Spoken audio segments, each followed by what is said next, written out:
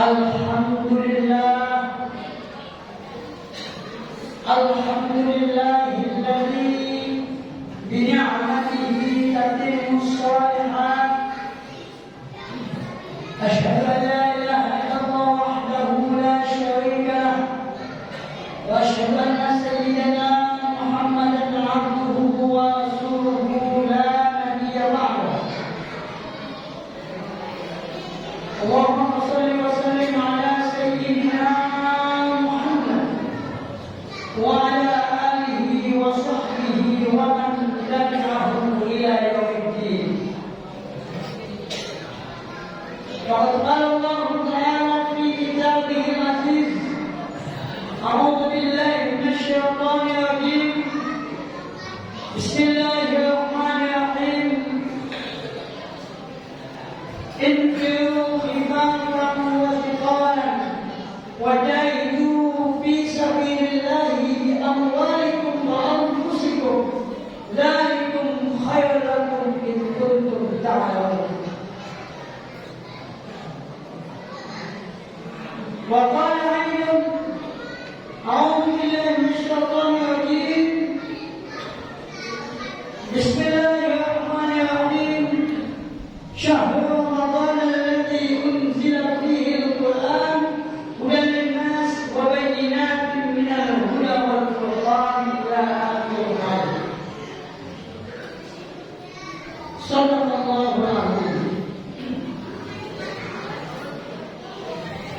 Pertama dan utama marilah kita panjatkan puji syukur kehadirat Allah Subhanahu wa taala yang berlimpah karunia pada hari yang mulia ini. Kita masih diberikan kesempatan untuk mengejar nikmat Allah, nikmat sehat wal afiat, nikmat iman dan Islam. Mudah-mudahan dengan nikmat-nikmat tersebut memberikan satu kesempatan kepada kita untuk selalu bermuhasabah, untuk selalu introspeksi diri, untuk selalu hitung-hitungan amal. Sejauh mana amal yang telah kita lakukan dengan baik, sejauh mana amal yang kita lakukan bukan untuk hal yang baik. Salawat serta salam semoga terlimpah curahkan kepada junjungan kita Nabi besar Muhammad sallallahu alaihi wasallam, yang mana dengan berkat perjuangan beliau sampai saat ini kita masih berbahagia. Saudara sekalian yang saya hormati, sidang Jumat rahimakumullah. Saya akan memberikan judul pada khutbah Jumat yang singkat ini adalah mari kita tegakkan persatuan dan kesatuan demi untuk menjadi contoh untuk generasi Z.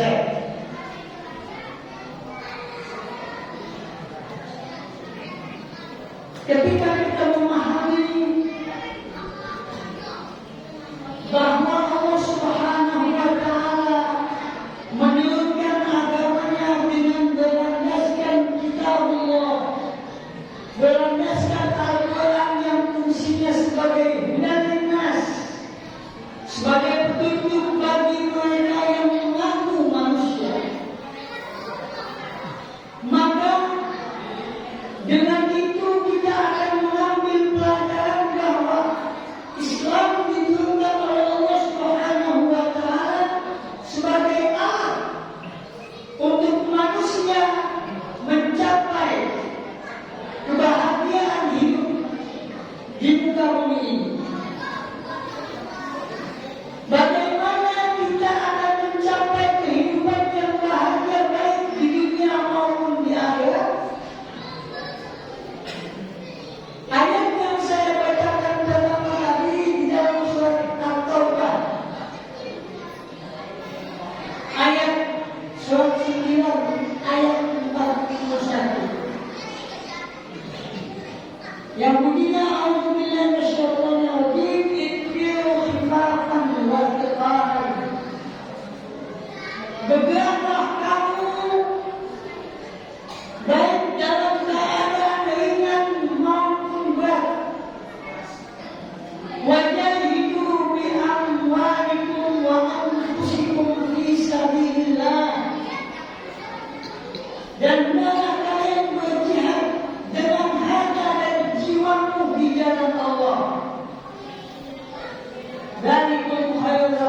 in kuntum ta'lamun. Yang demikian lebih baik bagi kalian jika kalian mengetahui.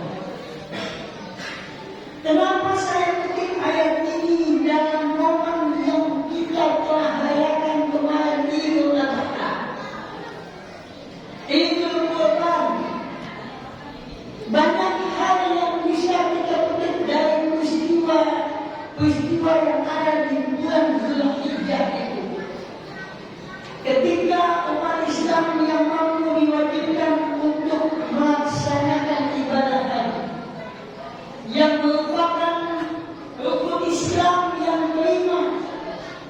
Ketika umat Islam disuruh berpatutan kepada kitab Allah wa sunnah Rasulullah supaya hidupnya tidak ada sesat dan bahagia.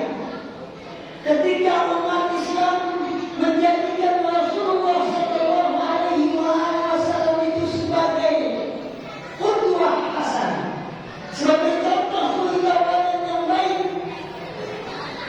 sebagai manusia yang agung, sebagaimana pernyataan Allah dalam Al-Quran, wa innaka la'ala khuluqin azim.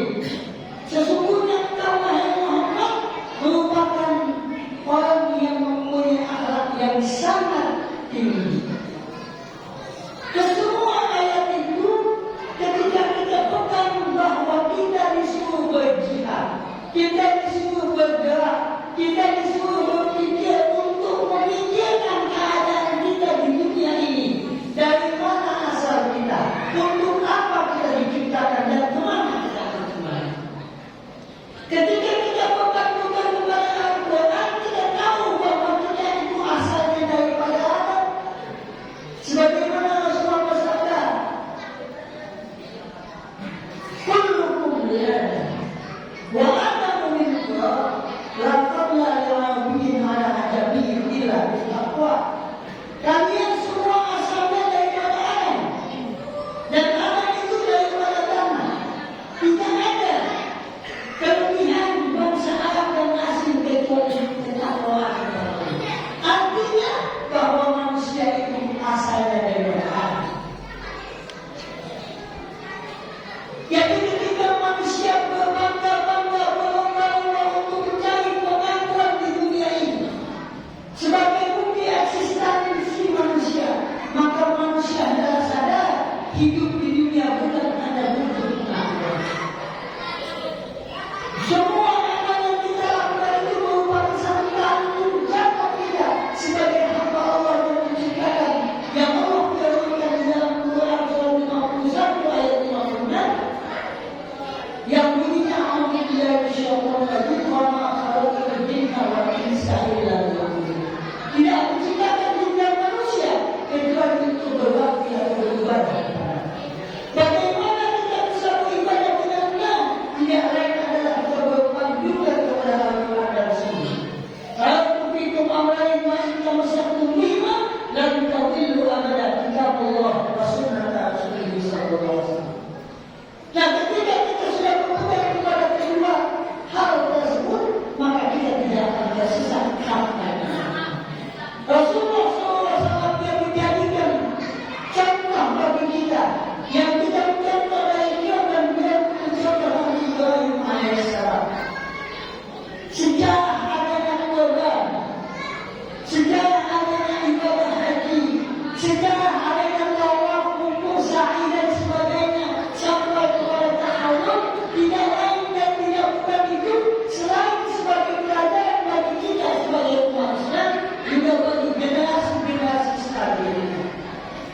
Bukan cuma ibadah ritual yang kita kemukakan di sini, banyak hal-hal yang filosofi yang perlu diketahui, yang perlu kita pahami bahwa agama itu tidak bisa dipisahkan antara ibadah dengan akal.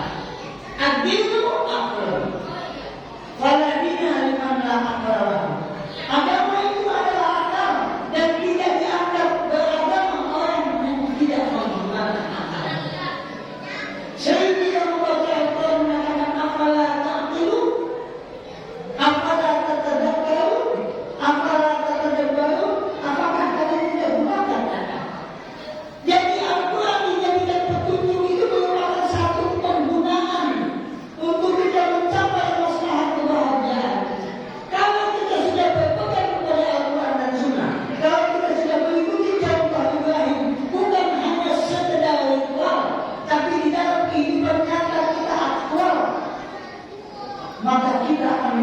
manusia-manusia yang terbaik di dunia ini. Dan generasi Z, generasi yang sekarang, setelah generasi milenial, dia akan mencontoh apa yang telah kita lakukan. Ibadah yang kita dasari dengan tingkat kesadaran, tingkat keimanan, dan bahkan kita paham akan apa yang kita lakukan. Di dalam Al-Quran sudah disebutkan bermacam-macam ayat yang akan menggerakkan motivasi kita bahwa kita hidup di muka bumi ini adalah untuk ibadah, asal kita daripada Adam, dan kita akan kembali kepada pencipta kita yang maha kuasa, yaitu Allah Subhanahu. Maka dalam satu hadis dikatakan kafa binafsika Allahu hasibuk. Cukup kematian itu merupakan pelajaran bagi kami. Kita lihat saudara kita Haji Sabiullah meninggal dunia. Telah kembali ke Rasulullah. Hari ini atau kemarin beliau mungkin hari ini atau besok. Kenapa saya bilang mungkin hari ini atau besok? Itu keluar dari kita tidak tahu. Apakah kita masih hidup kayak gini? Oleh sebab itu, maka zawadu fa'inna khair zadaka. Berbekallah kalian dari sebaik-baik bekal adalah takwa. Apa itu takwa? Imtisalul awamir wa ijtinabun nawahi. Melaksanakan semua yang diperintahkan oleh Allah dan menjauhi semua yang dilarang oleh Allah.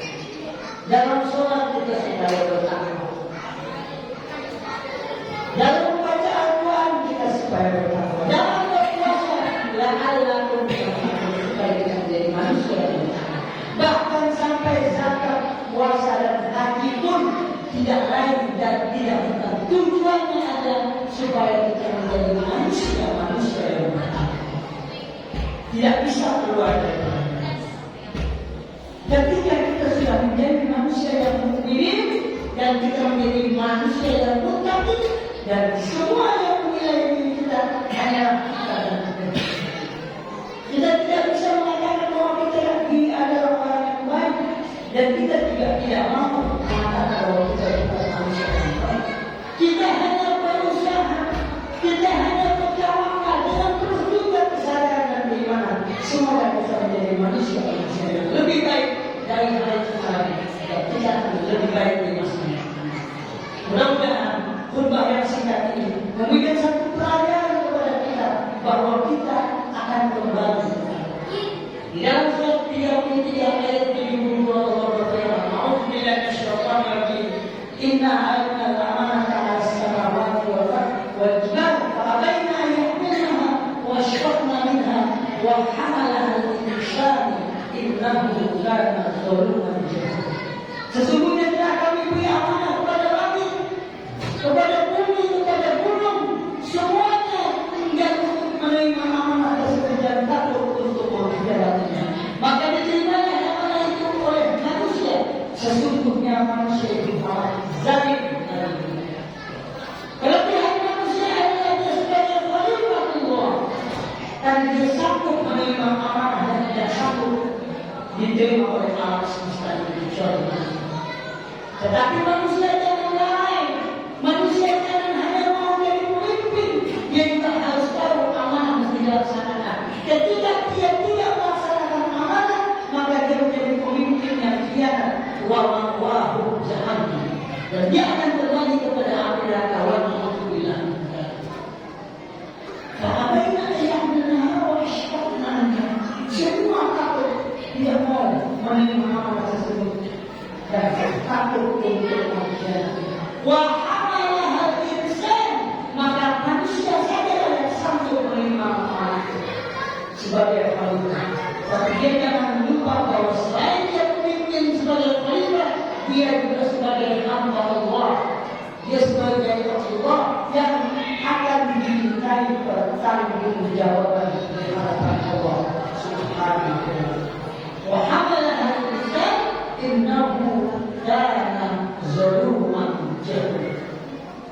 Kelebihannya menerima khalifah, kekurangannya manusia ketika dia lupa dan lalai. Innahu kana zaluman jahula. Sesungguhnya manusia itu amat zalim lagi bodoh. Zalim, dia tidak meletakkan sesuatu pada tempatnya. Zalim, dia menganggap bahwa dunia ini adalah kehidupan yang abadi. Dia tidak tahu dunia ini adalah mazra'atul akhirah. Dunia adalah ladang yang akan. Bodoh, dia seolah lebih ngerti daripada Tuhan. Dia sanggup menjadi ateis atau agnostik.